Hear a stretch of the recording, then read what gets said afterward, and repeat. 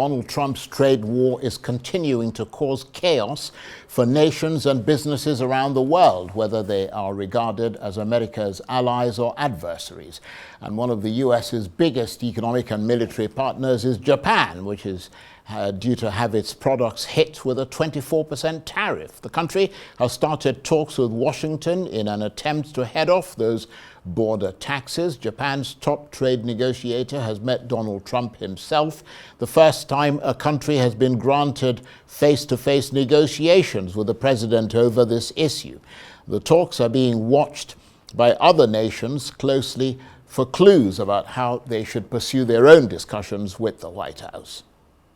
もちろん日米間では依然として立場には隔たりがございます。Of course, there's still a gap between the positions of Japan and the United States.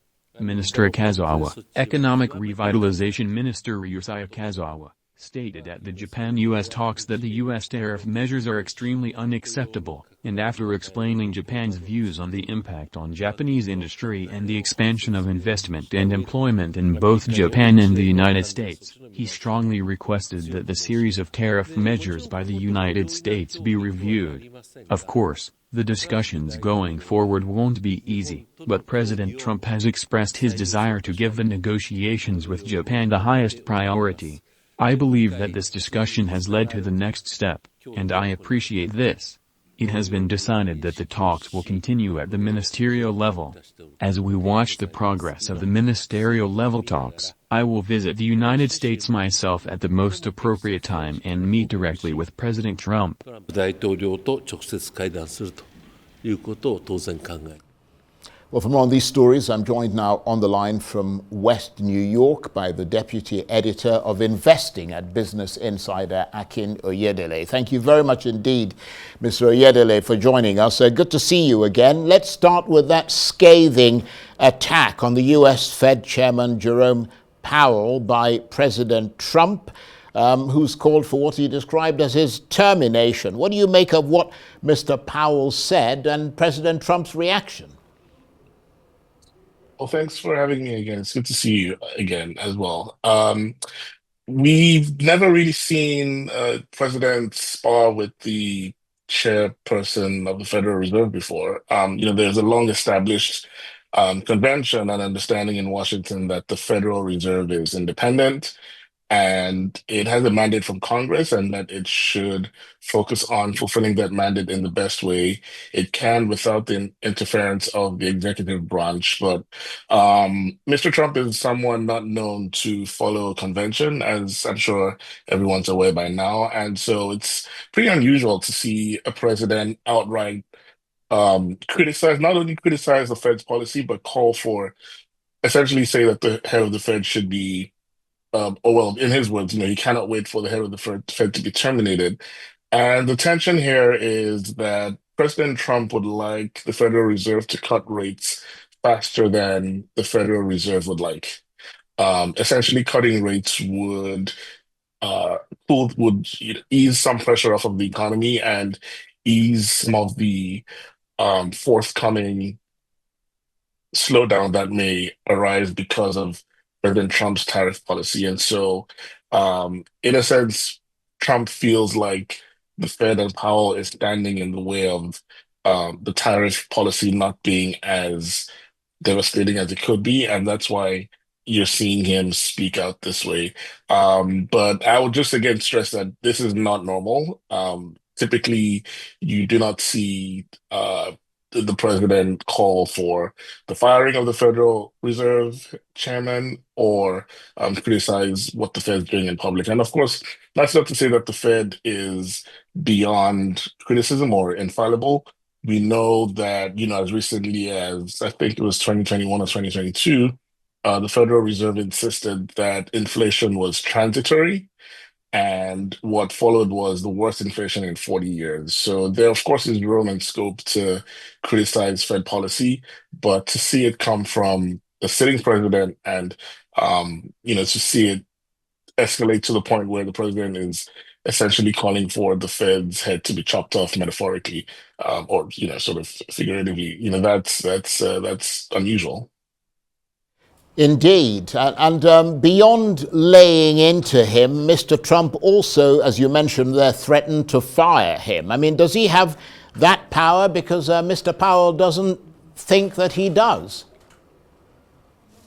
That's correct. A couple of months ago, Powell was asked point blank, would you step down if the president tried to remove you? And he simply answered no.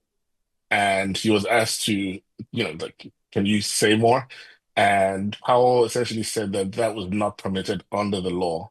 Now, the key phrase to me there is under the law. So I imagine that the Fed lawyers had looked into this and briefed Jerome Powell and said, look, there is no legal uh, backing or framework under which a president can remove the head of the Federal Reserve. That would have to be done by Congress.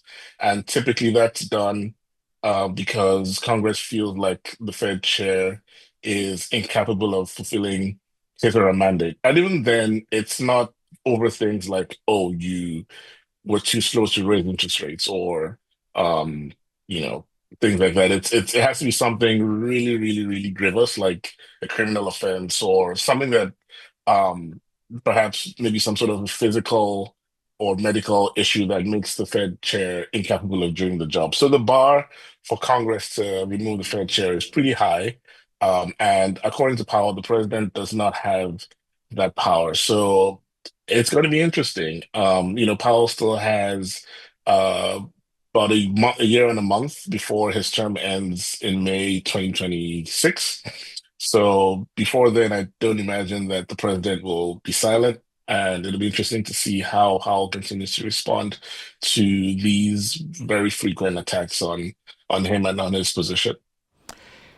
Is there perhaps a sense that Mr. Trump got his fingers burned by the market reaction first to his announcement about tariffs and then the zigzagging and the pause? I mean, you think Mr. Trump probably feels some pressure and he's got to demonstrate that all this that he's doing is actually going to work? I think so. That wouldn't be far-fetched at all. This is an administration that, in the first term, used the stock market and the market's performance and the sentiment of investors as a scorecard because, at the time, the market was enthusiastic about a lot of the policies that the administration was putting in place, particularly around, tax cuts. Now we're seeing the market sort of turn the other way and say, this policy you've prioritized this time, a la tariffs, we do not like it. We think it'll be destructive. And of course, the same administration that, you know, loved, loved, embracing the market and promoting how the market was feeling about it.